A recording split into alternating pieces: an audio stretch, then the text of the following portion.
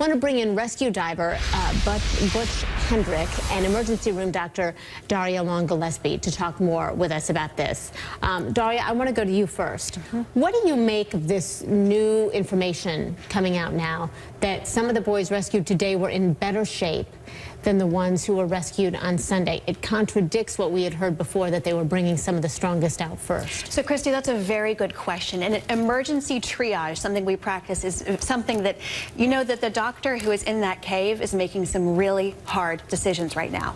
And typically what we do is we say people are either immediate, delayed, or minor and delayed, and you can decide. The people who are immediate are those who are the sickest. They need fastest attention. You try to balance that because you don't want those who are okay right now to be jeopardized because they're being delayed in their rescue. So it's really hard to balance the decision of who gets out, who is strong enough to get out, and then balance who gets out next.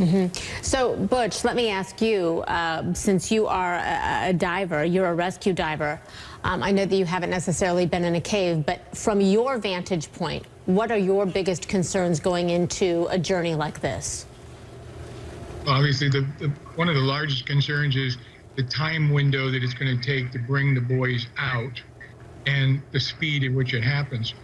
I think that as they're growing, every boy is teaching them a lesson. So each boy is going to get a better trip, a safer trip, because they're learning from the problems of the first and fourth and fifth boy out. So just becoming more and more efficient at it. How much time do those rescue divers need in between each rescue to themselves recover? I would be looking at least a couple of hours, And if you're looking at the kind of work and effort they're putting into it, most likely they need to sleep for at least a couple of hours before they think about getting up and moving again. So, Darria, I wanted to ask you about the recovery afterwards. I have to assume after this many days in a dark cave, and a lot of questions, I'm sure, mentally wondering what's going to happen to me, am I going to survive this?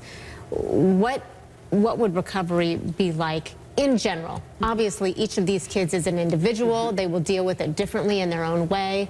But PTSD, nightmares, those kinds of things expected? You know, you make a really good point, Christy. Every child will be individual. Yeah. They'll spend a couple of days on their physical health, making sure that that is optimized. And during that time, having to pay attention to the mental health consequences for each of these children. And they will experience every range of emotions. Some of them probably bottling it up still, and some of them really experiencing that fear and having to really respond to them as they need. And we may not really see the full consequences for weeks, if not months. Even with the Chilean miners and others, they're still experiencing the consequences. So these are young children. They tend to be resilient, but we're going to have to be watching them. Is it possible that, as we heard, that they were taking some of the stronger out first? Is it possible that they did that because they can then go back to those kids who are still there and say, they all made it, they're doing great? Is there a way that serves, that this long time in there serves these kids somehow? I think makes them strong. You know, I think there is value to that, but they are, I'm sure, making the decision on what is the order that will have the maximum survival for every single child. So the more they can get those with hope, great. And they may have let some of the strongest ones go because some of the weaker ones weren't strong enough to make the trip yet.